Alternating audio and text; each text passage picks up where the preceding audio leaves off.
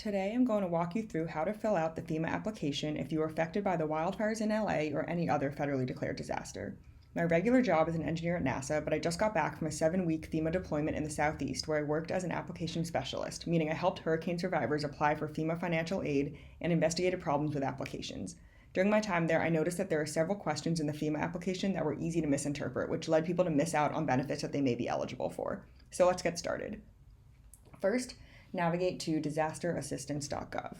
You click Apply Now and input your zip code. For this demo, I'm going to put in 91001. You'll click on the disaster that you're applying for, and then you'll click on all the types of damage that you had. That would include home damage and personal property damage.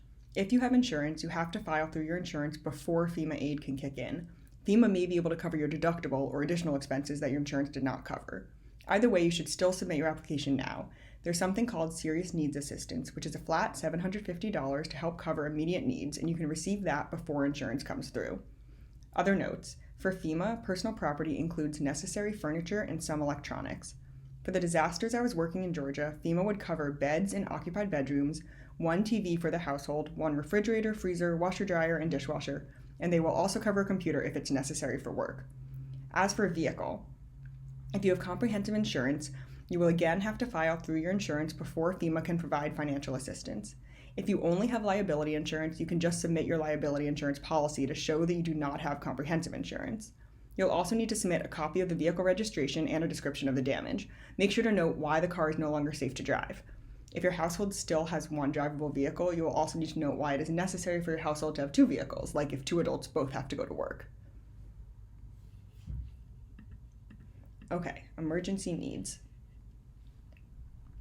This should be filled out for at the time of the disaster. So even if you are in a safe place now, at the time of the disaster, did you lose food, clothing, medication, etc.? If so, check yes. Did your power and water go out? If so, check yes. And home access, is the doorway or road to your home blocked? If it is, you would check that one too. Other expenses. This is important. For each one that you check, FEMA will ask for documentation such as receipts. If you're not sure, it's easier to check yes now. If you don't submit the receipts later, it won't impact the rest of your application. Lodging expenses is very important. You can get reimbursed up to some cap for stays in hotels while your home is damaged or unsafe. You will need to submit an insurance policy or settlement showing that that is not covered by insurance. You may also get reimbursed for paying a friend or family to stay with them. So make sure you have your host write up a receipt that includes their name, phone number, and signature. For medical, if you lost medication during the disaster and had to buy more that was not covered by medical insurance, FEMA may reimburse that cost. If you lost other medically necessary equipment, let's say like a CPAP machine, a cane or a walker, or even glasses, FEMA can reimburse you for buying a new one. So keep all of your receipts. Childcare. As of the hurricanes, FEMA would only reimburse childcare expenses for licensed childcare providers. So if your preschool shut down and you had to pay someone else to care for your kids, you can submit the receipts, but there's a chance it will get denied if the new provider is not licensed. These rules change all the time, so I would still encourage you to get and submit receipts for childcare either way. And then home safety items, some of them are listed here. The things that are listed here are reimbursable, but some other things are too. So if there's anything you think may be borderline, I'd urge you to check yes and submit the receipt. So here I'm going to click all of these except funeral expenses, as luckily that is rare in this disaster.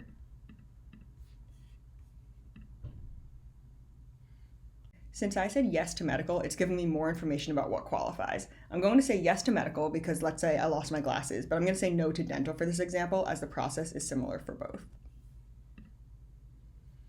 Now you must choose whether this is your primary home. If you live there for more than 6 months of the year, it is considered your primary home. If you do not, that implies that you have another home you can stay in, so FEMA won't cover the damages. Childcare. As I said before, if you had new or extra childcare costs, click yes here. Home safety items.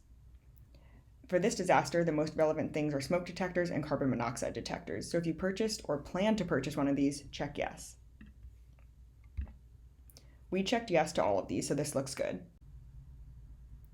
Enter the date the losses occurred. The date of this disaster is January 7th onward, so as long as you pick any date between January 7th and today, you will be eligible. Let's say my damage happened on the 8th.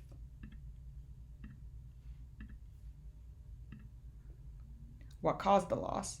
The answer here isn't critical, but since there was high wind and fire, we'll just check both, but just checking fire is also fine.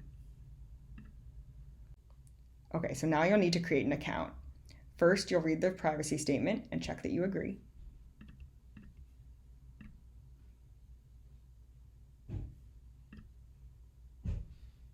Create an account with your email address and then click on the link sent to your email to confirm the account. It will have you make a password and then choose a second authentication method. I suggest choosing a text message because sometimes certain options like Face ID only work on certain devices and you might have to log in from a different device. You can choose skip to adding another authentication method on top of that. Before you start the next part, make sure you have the following on hand. So your social security number or that of a qualified minor child, your household's approximate income, your contact info, your insurance info, and your bank account info if you have a bank account. You'll see here that there's a note about applying for someone else. Make sure you fill out this release of information form for that person if you're doing it for them. Okay, so now we'll start with your name. I'll put in Jane Smith.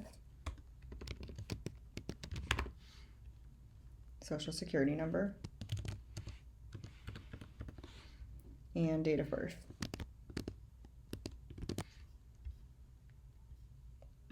And your primary phone number. And then the type of phone it is, so I'll choose a cell phone. You don't need to add an alternate phone number, but you can if, for example, you want to add your spouse, adult child, etc. Adding a co-applicant. So I would recommend doing this if it's a possibility for you. Basically, only the person who filled out the application and the co-applicant will be able to interact with FEMA representatives. So you might want a co-applicant who can help you handle your application. This is especially important if you get an inspector that comes to your house, then someone's going to have to be there for the inspector. So it's nice to have a co-applicant. So there's two options. Or if you need to call the helpline, the co-applicant can also call the helpline, and any other situation where you might need someone to check on the status of your application. So you just click yes and fill out the information here. For this demo, I'm going to click no. Next, you'll have to put in the address of loss. So enter in the address of the home you lived in that was damaged. I want to note here that only one application per household is permitted. So if someone with the same address has already applied, then if you submit another application, that will cause an issue. If you live in an apartment complex, make sure you have entered your apartment number to differentiate between others at the complex. So now you're going to have to choose if you rent or own the home. If you say you own the home, you might be required to have proof of ownership. That can take the form of a title or deed, a mortgage statement, or a property tax bill. If the home was passed down to you by a relative, but your name is not on any of the documents I stated, you can show a copy of the will and a death certificate, or you can have a local public official write a statement for you. There are some other options too, so if none of those work, but you truly own the home, click yes. If you're a renter, you will not receive financial aid for home damages, as that's the landlord's responsibility, but you will still be eligible for personal property damages, medical, and essential needs. And then mailing address. For many of you, you might not be living in your home anymore, so you should say that your mailing address is not the same as your home address and put in a mailing address where you can receive mail. So at this point, when you click next, it's going to verify your identity by making sure that your social security number and your name match. And in this demo, I'm going to fail that. So I'm going to stop here, but after this part, there are a few more really important things to note. For the extent of your damage, if your house was burned down, you should choose the most extreme one, which is that your home was totally destroyed. Look carefully through the options and choose the one that describes the extent of your damage most accurately, erring on the side of more damage rather than less if you're not sure. It may ask again about emergency needs. Make sure you answer these questions for at the time of the disaster, which is critical for getting the serious needs assistance.